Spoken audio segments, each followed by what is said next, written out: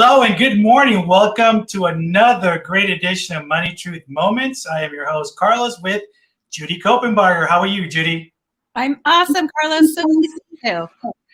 Good to see you, too. It's another beautiful Tuesday morning. I always look forward to our show. Thank you, folks, for joining us this morning. If you're not following Judy, please do so at judykopenbarger.com. We've been on this track of talking about the intentional use of money, and we're going to continue down that path. So I don't want to run out of time because it's a great subject and we always seem to come short. So I want to make sure we have plenty of time. What do you say we get started? Let's do it. All right.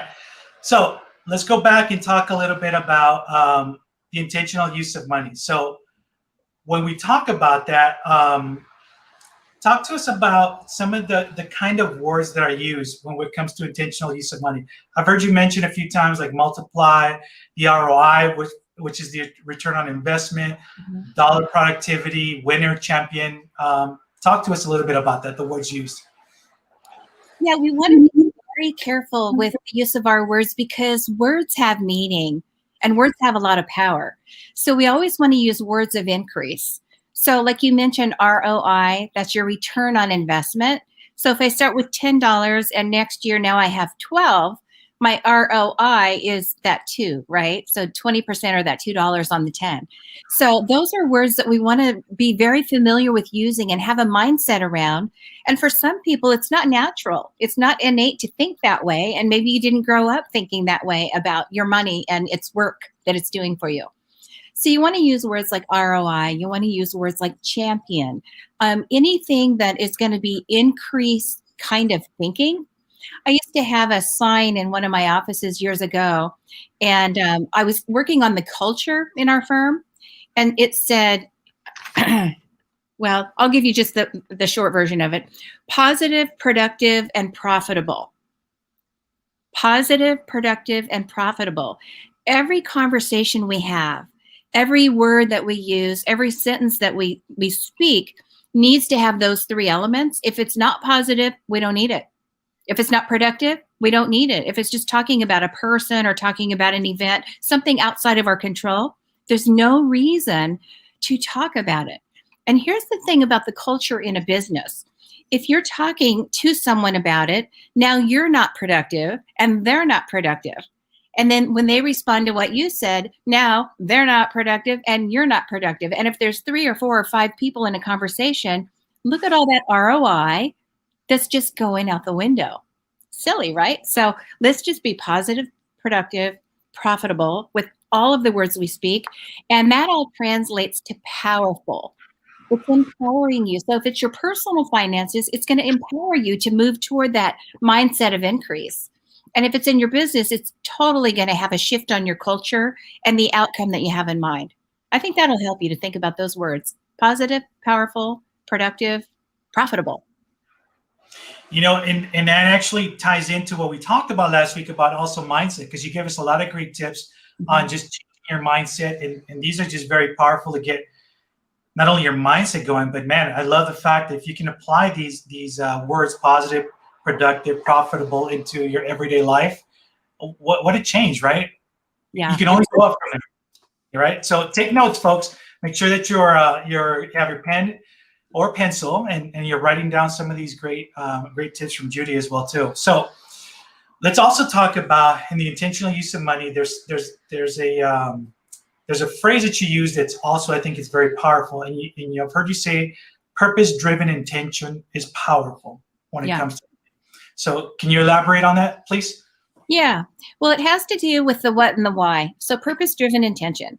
Intention means that you're doing something on purpose. It's not an accident. You're not being reactive to all the things that happen in your life. It's like, well, they had a special at the bank, and so I opened a CD. I thought, I would react to that offer instead of saying, should I have a CD? What are the pros and cons? And then going out and getting that, or whatever the vehicle should be for your savings or your growth. So it's being proactive, not just being reactive. That is so important. The other thing is to just really always think of the outcome, have the outcome in mind, the big picture in mind. So you have that intention, you're on purpose, but it's also for a reason. That's that purpose driven. It's purpose directed. It's for a reason. That answers the why. Why would I open a CD or do something else? Why would I invest in my 401k at work that they're offering? Why would I save cash for a rainy day if something happened and broke in my house? The garbage disposal breaks or a baseball goes through the window. Why would I want to have cash reserves to prepare for something like that? And if you've lived long enough and you have some life experience under your belt, it's going to be easy to answer that question because we've been there. And when you need the money and you don't have it, it's tough. And people that really have weathered this storm this last year and a quarter, year and a half, are people that either had access to cash, they had a HELOC, or they had savings, or they just had already prepared. They were ready for a change in the economy, a change in maybe their job or their ability to go to work, even to be at work. So people that had cash reserves and that had prepared for that kind of a contingency, even though we didn't know how it would happen, things happen. Those are the people that did well. Those are the businesses that stayed open. For some businesses, it didn't matter what they did. It was just it just happened. With all the rules and things like that. But most of the small businesses that made it and are making it are ones that had prepared ahead of time. They had that purpose. They had the why, and so they knew they have cash reserves or a line of credit available.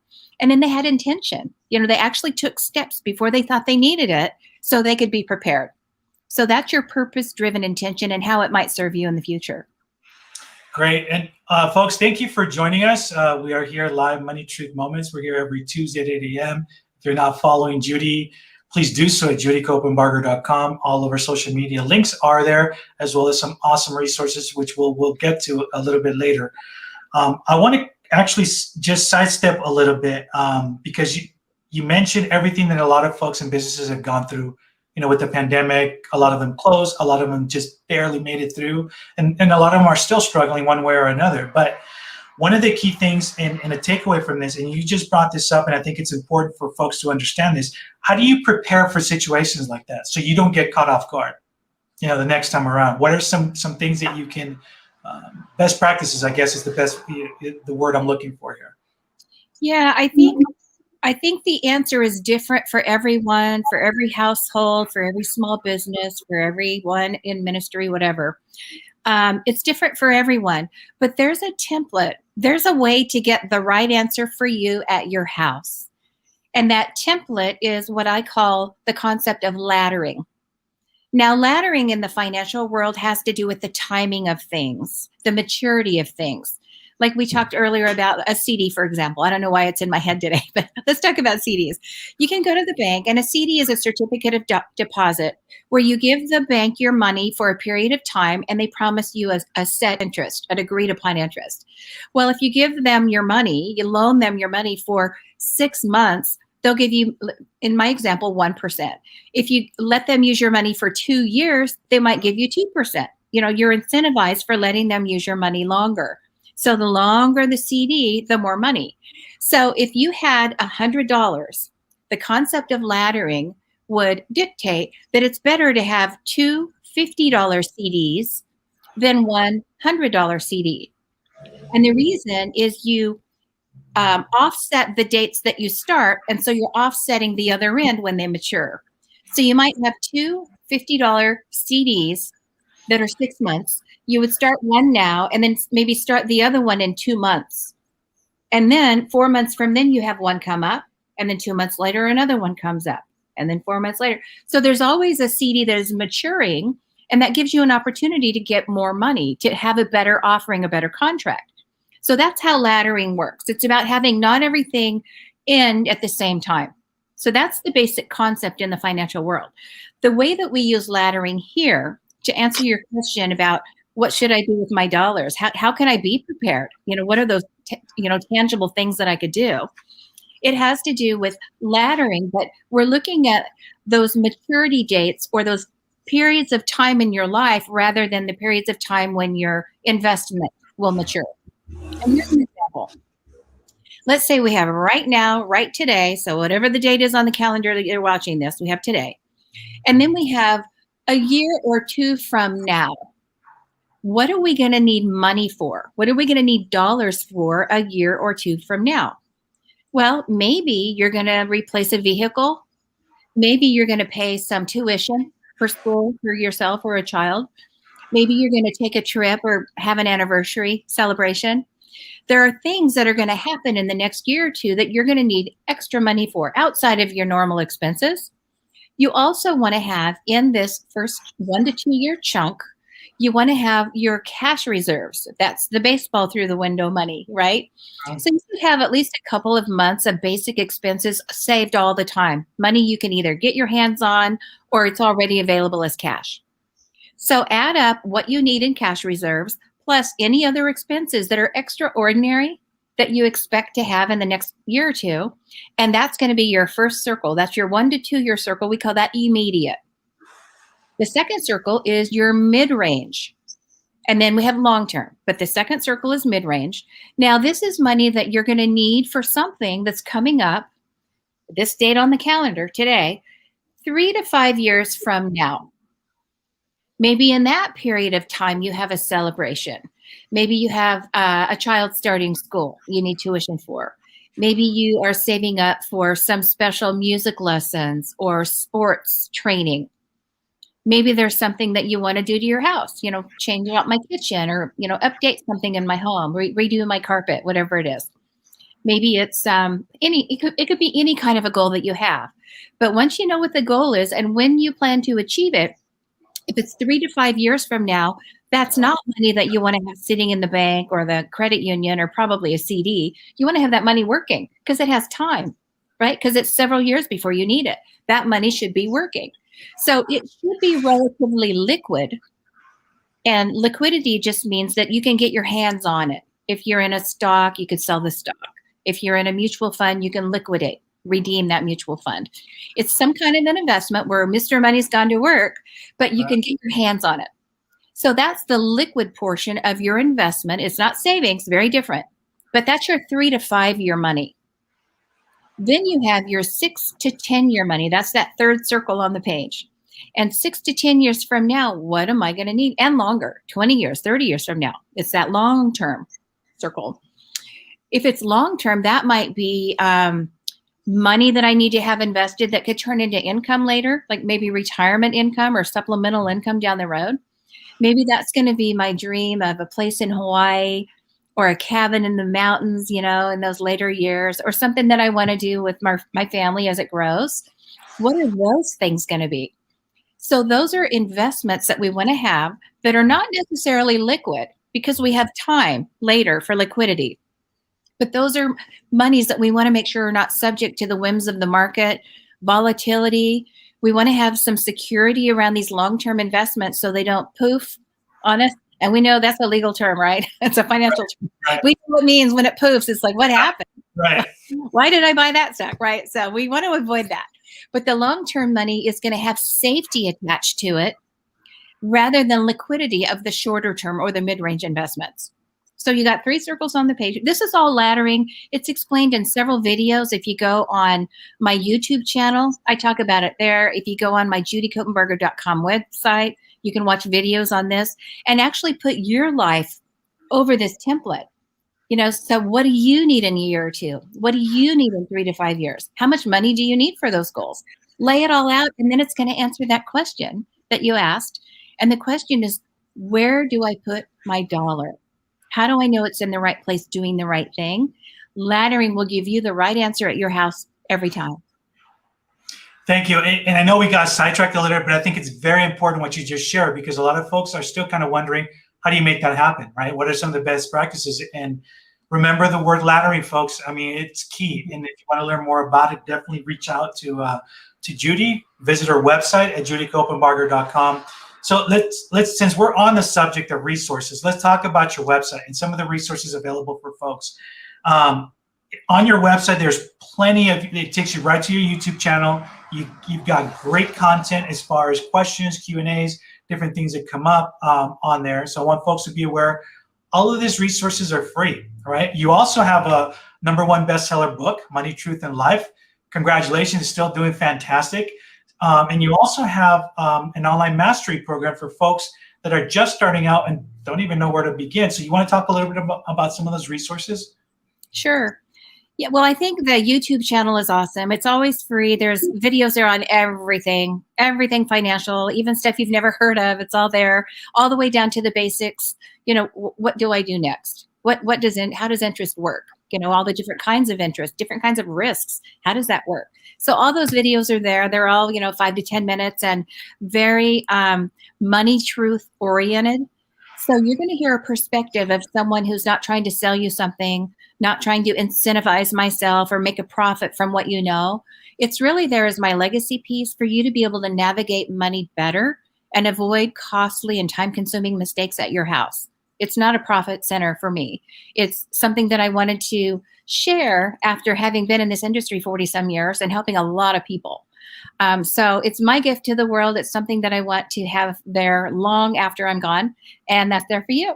So that's all of the YouTube channels, are the YouTube videos on the channel that we're constantly putting out new relevant content for you. So you'll enjoy those.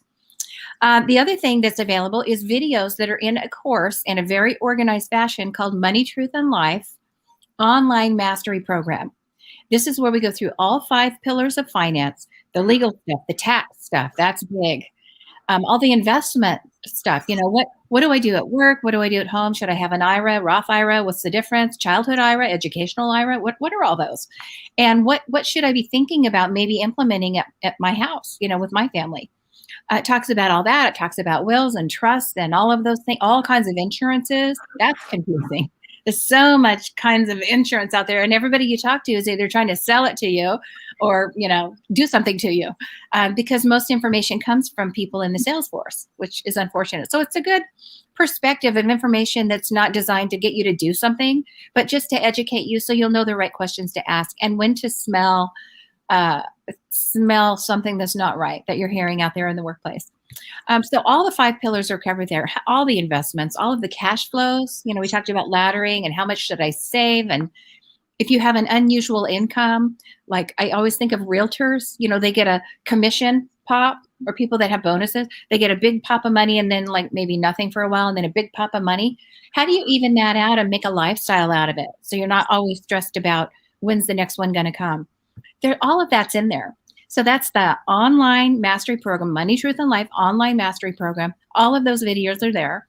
Right now I have it set so you can watch all of the courses you want, take all the classes you want for a whole week without having to pay anything.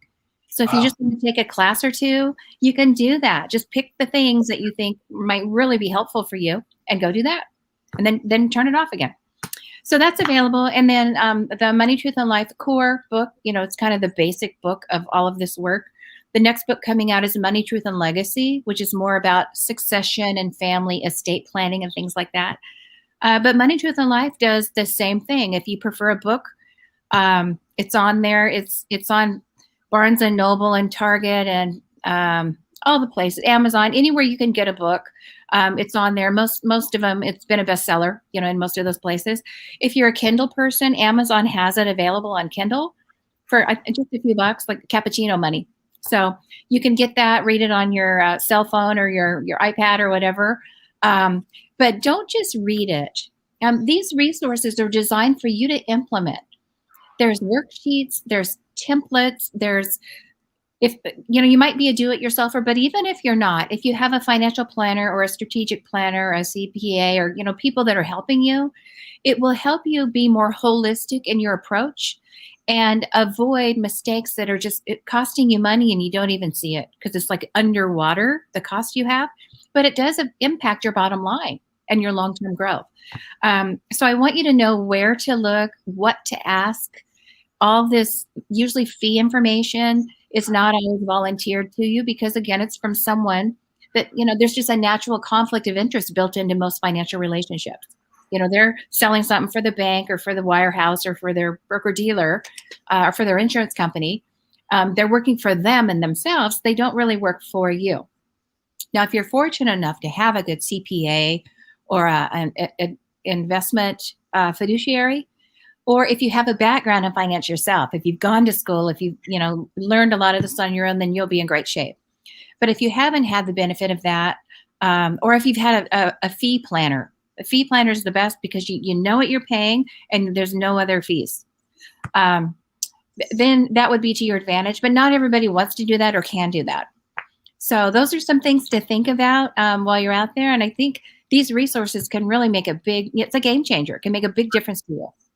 Yeah, and I appreciate you sharing that, folks. Make sure that you really take advantage of it, or else you're going to find free resources, right, that are very impactful. They can really change your life if you just take the time to look into it as well, too. So I appreciate you sharing that. I want to jump back into our conversation of the intentional use of money, because I know we're getting closer to the end of the show, but I want to get to some of these questions. One of the questions that's come up, and I've heard you also mention, is are your dollars your champions? What does that mean? Well, a dollar is not necessarily neutral. It's either working for you or against you.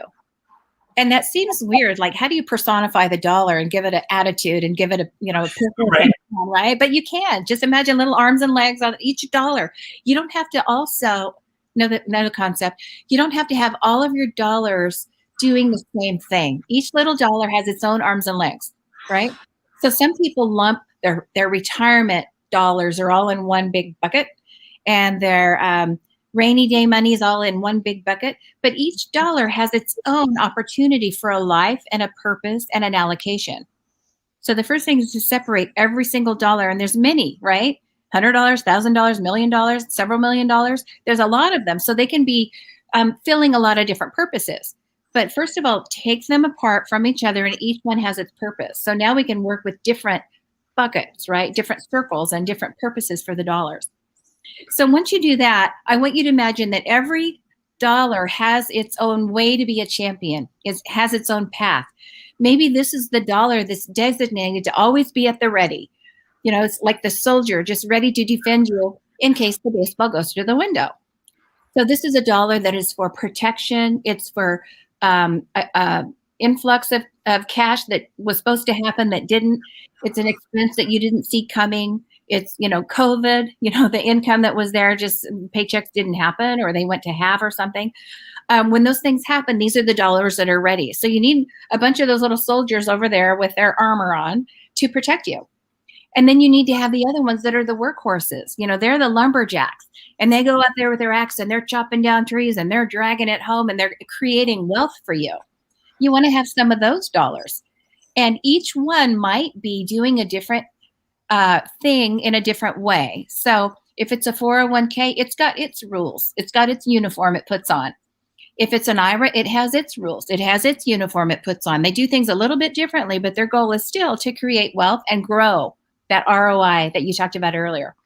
So there are other dollars that do other things. Some of them are party animals, right? They're the ones like, let's party, let's go to the movies, let's have an anniversary trip, let's buy a new purse, let's go golfing.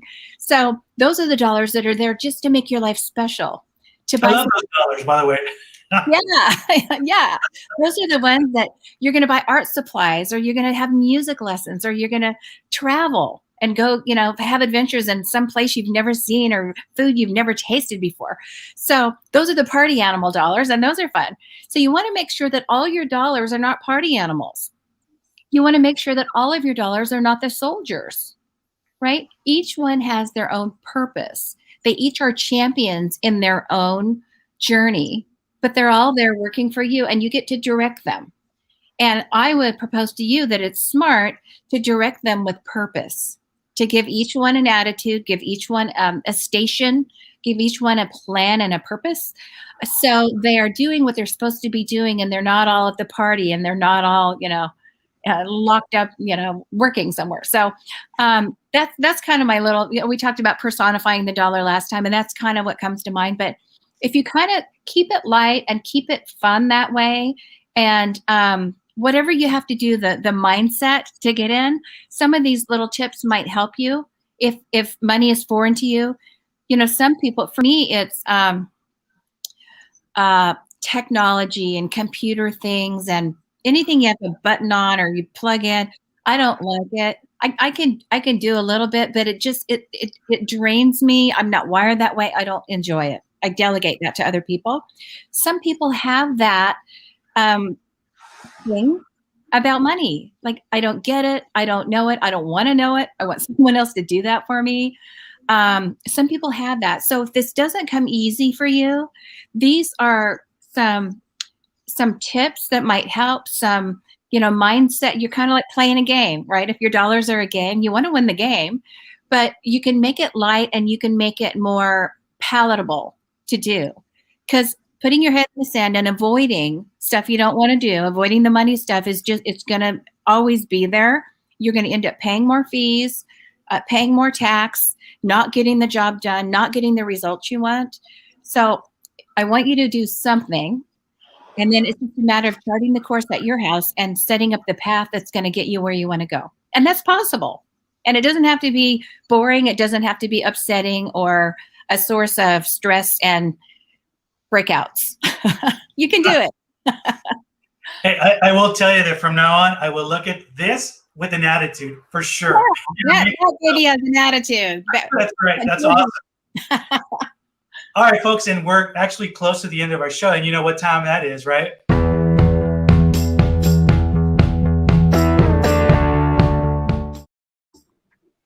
All right, it's time for our Money Truth Challenge. What have you got for us this week?